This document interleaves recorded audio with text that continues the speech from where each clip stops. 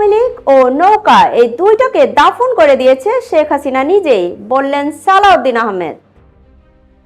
বিএনপির স্থায়ী কমিটির সদস্য ও কক্সবাজার 1 আসনের ধানের শীষের প্রার্থী সালাউদ্দিন আহমেদ বলেছেন, আজ নৌকা নাই, আওয়ামী লীগ নাই, আওয়ামী লীগ নিজেই নিজের কবর রচনা করেছে।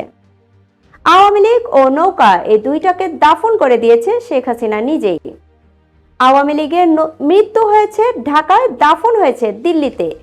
তিনি বলেন, বাংলাদেশের মানুষের পক্ষের রাজনৈতিক শক্তির নাম বিএনপি। বিএনপি এবং ধানের শীষ বাংলাদেশকে ধারণ করে, এদেশের স্বাধীনতা ও গণতন্ত্রকে রক্ষা করে। সুতরাং বাংলাদেশের গণতন্ত্রের বিকল্পের নাম বিএনপি। উন্নয়নের অপর নাম বিএনপি। বিকেলে পেকুয়া উপজেলার টৈটং ইউনিয়নের টৈটং উচ্চ বিদ্যালয়ের মাঠে ইউনিয়ন বিএনপির আয়োজিত নির্বাচনী পথসভায় প্রধান অতিথির বক্তব্যে এসব কথা বলেন।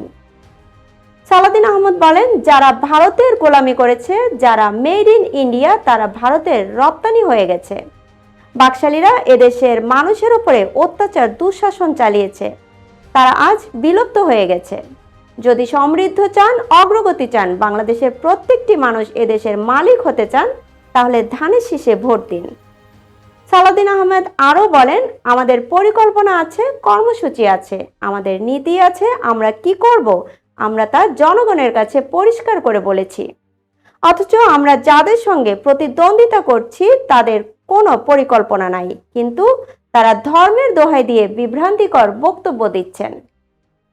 এ সময় পেকুয়া উপজেলার বিএনপির সাধারণ সম্পাদক ইকবাল হুসাইন, পেকুয়া উপজেলা পরিষদের সাবেক চেয়ারম্যান সাফায়েত আজিজ রাজু, টৈটং ইউনিয়ন বিএনপির সভাপতি মাস্টার জয়নাল আবেদিন, উপজেলা বিএনপির সাংগঠনিক সম্পাদক জেড.এম. মুসলিম উদ্দিন, পিপি অ্যাডভোকেট মীর মোশাররফ হোসেন টিটু, উপজেলা যুবদলের আহ্বায়ক কামরান জাদিদ মুকুল, উপজেলা স্বেচ্ছাসেবক দলের আহ্বায়ক আহসানুল্লাহ, উপজেলা মহিলা দলের সভানেত্রী সাবিনা ইয়াসমিন জিনু, উপজেলা ছাত্রদলের আহ্বায়ক নাইমুর রহমান হৃদয় সহ বিএনপির সিনিয়র নেতারা উপস্থিত ছিলেন।